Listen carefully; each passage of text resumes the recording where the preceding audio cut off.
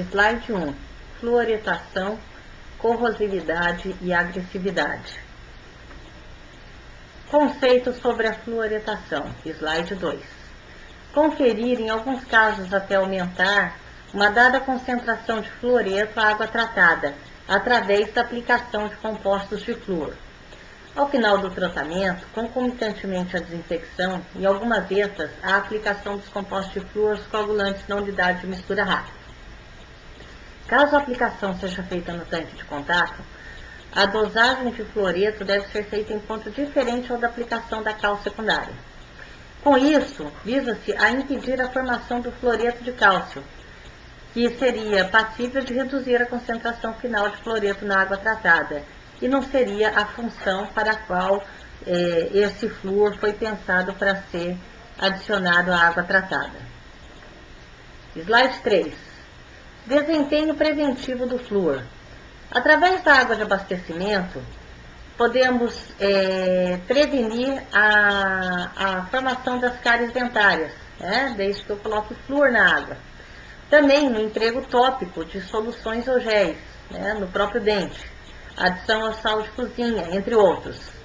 As concentrações de alimentos apresentam menos que meio miligrama por quilograma. Peixes marinhos pode até apresentar 27 miligramas por quilograma. E há necessidade de uma ingestão diária de aproximadamente 0,02 a 3,2 miligramas de fluoreto. Então, precisamos, para que haja o atendimento a esse objetivo de evitar a formação de cárie dentária, da incorporação à estrutura do esmalte dentário, com o objetivo de proteger a cárie bucal. Então, eu tenho uma parcela que vai aderir à superfície, que é sujeita a constantes trocas minerais entre a saliva e o esmalte. Então, caso haja interrupção na exposição do flúor, a cárie pode se manifestar. Então, essa parcela que vai se aderir à superfície é que vai realizar efetivamente a ação preventiva. Slide 4. Os compostos de flúor. Teoricamente, é possível que qualquer composto solúvel de flúor, em solução aquosa, que libere o íon fluoreto seja usado na fluoretação de águas de consumo. Entretanto, é necessário observar que deve possuir apropriado grau de pureza e solubilidade para que haja um emprego confiável nas estações de tratamento de água, de modo a garantir que a concentração final de fluoreto definida seja alcançada. Também é necessário observar que durante a dissociação, o cátion liberado com o fluoreto não possua toxicidade ou outra característica indesejável na água tratada, e que seja um custo acessível, ou seja, que tenha disponibilidade até 600 km, que não haja interrupção no fornecimento, facilidade de manuseio e armazenamento. Slide 5. Compostos de flúor. Na maior parte das estações de tratamento de água é através da aplicação do fluorsilicato de sódio. É o mais usado no país, cuja fórmula Na2SiFeF6. Ácido fluorsilícico em etas de grande porte, porque há facilidade no manuseio e maior precisão na dosagem. H2SiF6. E fluoreto de sódio, NaF. Em geral, eles são dosados na forma de soluções aquosas, sendo o fluoreto de sódio o principal. A tabela 1 da AWWA 1995, citada em Libânio 2005, fornece as características dos principais compostos de flúor que são utilizados no tratamento de água. Por exemplo, a característica, o composto de flúor. Ácido fluorsilícico, fluoreto de sódio ou fluorsilicato de sódio. A forma do primeiro é líquida, do segundo sólida e do terceiro sólida. A pureza de 20 a 30%, do segundo 97 a 99%, do terceiro 98 a 99%. A solubilidade é 25 graus Celsius em grama a cada 100 ml. É infinita do ácido fluorsilícico. Fluoreto de sódio, 4 gramas a cada 100 ml. e o fluorsilicato de sódio 0,762 gramas a cada 100 ml. Porcentagem de fluoreto disponível em porcentagem a 100% de pureza. 79,2% para o primeiro, 45,3% para o segundo, 60,7% para o terceiro. Densidade para o segundo, 2,79%, e a densidade do terceiro, 2,68%.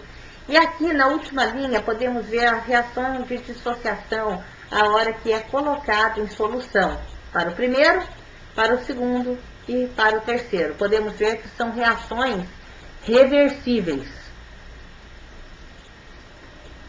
Slide 6. Concentração do fluoreto na água de consumo. O exemplo do Libano de 2005, da realidade brasileira. Estação de tratamento de água com vazão média de aproximadamente 300 litros por segundo, que atende uma população de 110 mil habitantes. As temperaturas médias máximas, 24,5 graus Celsius. E a ausência de fluoreto na água bruta. Então, podemos ver a tabela 2, concentração de fluoreto recomendada em águas de consumo de acordo com o Libano 2005, em conformidade com a temperatura, a recomendada, a máxima e a mínima, de acordo com a faixa de temperatura. A dosagem recomendada de fluoreto é 0,8 miligramas por litro, né? Porque a temperatura é entre 21,5 e 26,3. Vimos que era 24,5 a temperatura média máxima. Então, a concentração de fluoreto recomendada, 0,8 mg por litro. Admitido o emprego de fluorsilicato de sódio com 98% de pureza, tem-se que a massa diária de fluoreto necessária resulta em 20,736 kg. O percentual de fluoreto no produto comercial é o 98% de pureza, ou seja, 0,98, vezes 60,7, que dá 59,5%. Em termos de fluorsilicato de sódio, é 20,736 a massa diária necessária, dividido por 0,595, aquele 59,5, que dá 34,9 kg por dia. O custo do fluorsilicato de sódio de uns R$50 para cada quilo. Então, o gasto com a fluoretação seria de 0,02 metros cúbicos, reais por metros cúbicos, que dá 3% do montante. Isso é equivalente a 17 centavos de real por habitante. O custo unitário do tratamento, sem as despesas com pessoal, seria de 10 a 30 centavos de real para cada metro cúbico, com os produtos químicos de 3 centavos de real a 10 centavos de real para cada metro cúbico, da realidade brasileira. Slide 7. Tratamento químico da água. Acaba sendo necessário visando a proteção das tubulações metálicas utilizadas em sistemas de abastecimento de água, bem como instalações prediais de abastecimento de água, através da correção dessas características. Com isso, conseguimos elevar a vida útil de componentes de bombas, etc. A estabilização da água visa o controle da corrosividade e agressividade da água. Podemos fazer o condicionamento químico visando a obtenção de teores apropriados de cálcio e alcalinidade. Então, podemos fazer o condicionamento químico com orto, poli e multifosfatos. Ortofosfato em água com pH neutro ou ligeiramente alcalino. Diminui a corrosão do ferro, aquela água vermelha. O zinco também, em tubos de ferro galvanizado, e chumbo. Os polifosfatos podem agravar o problema da agressividade das águas, de embasamento cristalino ao cimento. Bom, isso daí quando a gente tira o quê? Água de fontes de mananciais subterrâneos. Slide 8. Condicionamento químico com silicatos. Ele é efetivo em águas com dureza e alcalinidade baixas, pH entre 7 e 8. Exigem grande precisão e controle de dosagem. Condicionamento químico com mais de um tipo de estabilização. A deficiência de substâncias como cálcio, carbonato e sílica pode gerar a corrosividade da água potável muito desmineralizada. Então, esse condicionamento químico com mais de um tipo de estabilização pode ser eficiente no controle da corrosão do chumbo, cobre e concreto, que são usados nos sistemas de abastecimento de água. Condicionamento químico. eu posso ter uma pequena supersaturação de carbonato de cálcio, CaCO3, que é essencial para o controle da corrosividade e agressividade. Vamos ter algumas considerações teóricas e práticas aqui. Primeiro, pH de saturação e índice de Langelier. A precipitação do carbonato de cálcio é função do pH da água. E aí a gente tem o pH de saturação, que é o pHS.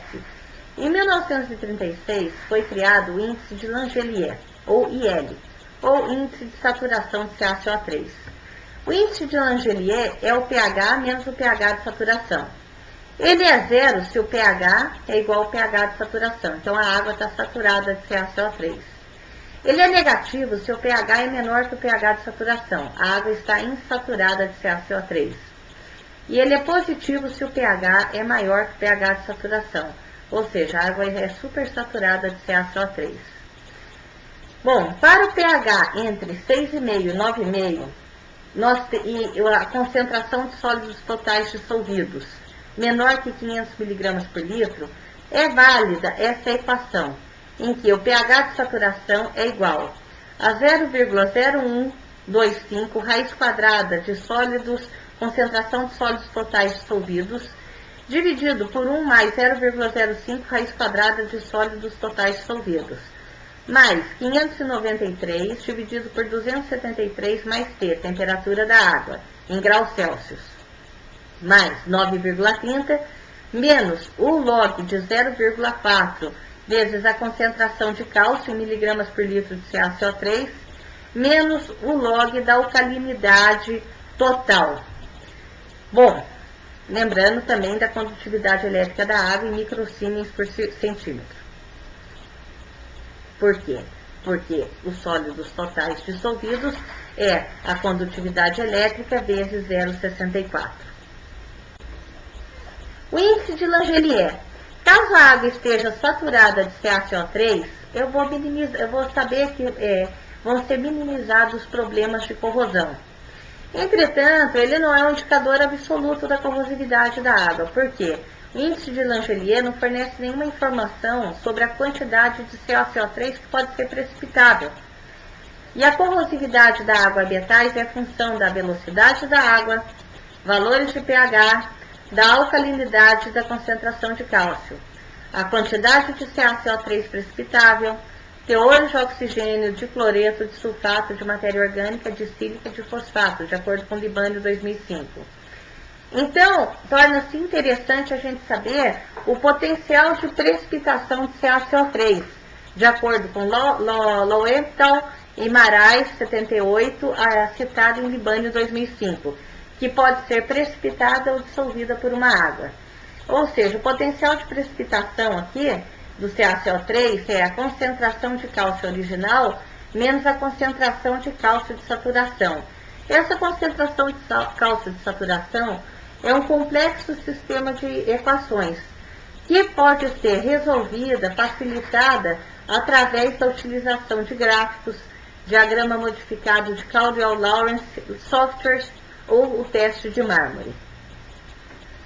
Slide 11. Olha um exemplo do diagrama de Caldwell-Lawrence para cálculos da estabilização da água pelo equilíbrio de carbonato de cálcio.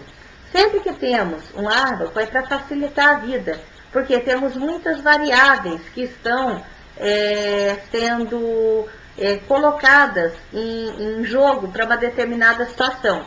Por exemplo, no eixo X nós temos a alcalinidade em miligramas por litro de CaCO3 e a acidez em miligramas por litro de CaCO3 para vários valores de pH. Então o ábaco ele acaba facilitando para nós a análise ou a retirada de uma variável em função de outras duas variáveis.